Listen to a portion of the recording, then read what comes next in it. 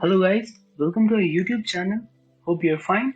Today we are going to see a game played in 1855 in Paris between Serafino Dubois and a trio of Duke Karl, Casabianca and Preti. Duke Karl was the king of Bavaria with whom both Casabianca and Preti played as partners and consulted the moves against Serafino in the game. So let's see how the game went off. Here Serafino was playing with the white pieces and he started with e4. Black responded with e5, f4. As you can see, white is proposing an invitation to the king's gambit, and if black takes this pawn, then it will be a king's gambit accepted. Black played e takes f4. It is now transposed into king's gambit accepted. White plays here. The main move is knight to f3, but white played bishop to c4. Here black played queen to h4 check. And after this move, white cannot respond with pawn to g3 because after taking with the pawn, this queen can take this rook. So white responded with king to f1. Black played g5 just to create some attack in the king side. White responded with knight to c3, bishop to g7 by black. Why bishop to g7? Because after attacking the knight, either the bishop can be taken by this or this pawn, and there will be a double pawn structure in the white side, so it's not good for white. So to defend this position, white played d4. Black responded with c6. c6 is just a move to push d5 further, so it will be a break in the center. This knight can come to this position and create some attack. After this move, white responded with knight to f3, developing its pieces and trying to attack the queen. Queen to h4 to save the queen. e5 by white. Why e5 by white? Because white is trying, as white has no chance to castle now, as the king is moved to f1 square. So white is trying to create some attack in the black side, just to take the advantage of an open position. Black responded with b5, creating an attack to the white bishop. b3 saves the bishop, and h6 by black.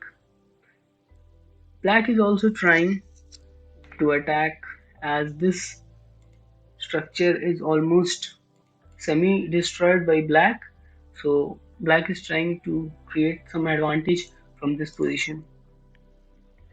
Here white responded with knight to e4 to create some attack in these positions to protect this square. Black played bishop to f8, removing the bishop and might be placing the bishop in the b4 square. White played d5, pushing the pawns forward to create some attack. Black responded with c5. Black doesn't want any pawn. Black and also threatens this bishop, because after pushing this pawn, this bishop will be trapped in these two squares. After this move, white plays queen to e1 just to put its queen in this position, and this knight can come into this position and can create some attack. White responds with a5. White plays bishop to d2,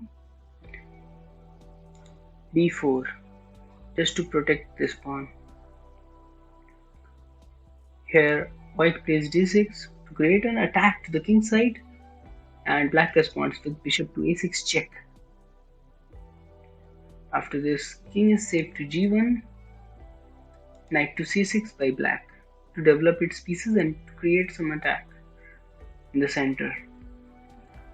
White responded with knight to f6 check, and this is a blunder for white, because after this position it is almost equal game for both of them.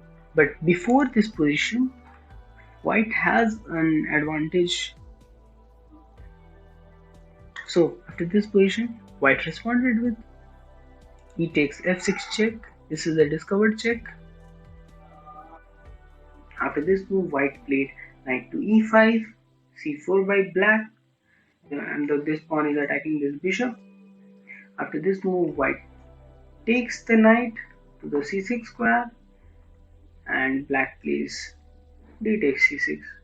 After this move,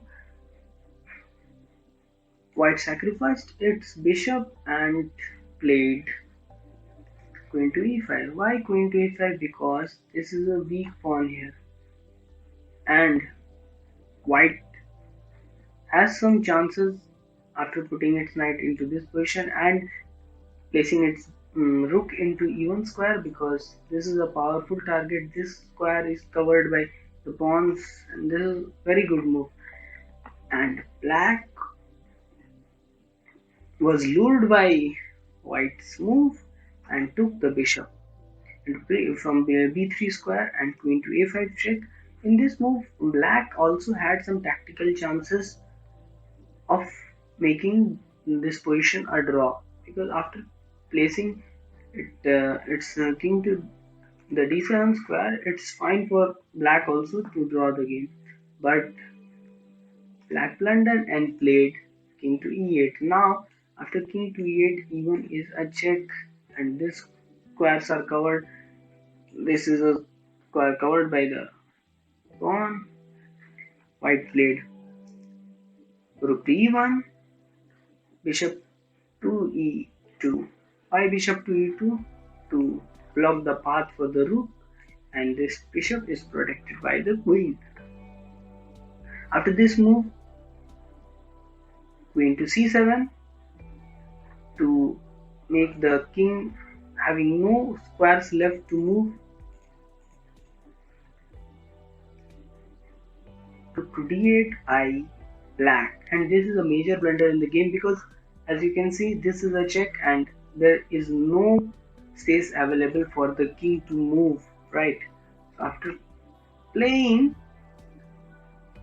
queen to c6 check, black has only one move to save the position, that is rook to d7. But after rook to d7, queen to c8 check, and after queen to d8, you can simply play d7 checkmate. And this only happened in the game.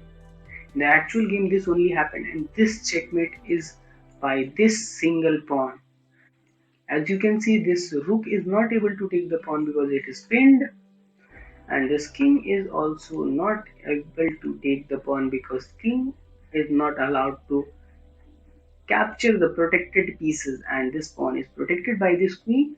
So this is a masterpiece played by Serafino, which is a checkmate done with a single pawn. Thank you for watching our game. We will update you with our new videos. Till then, bye bye.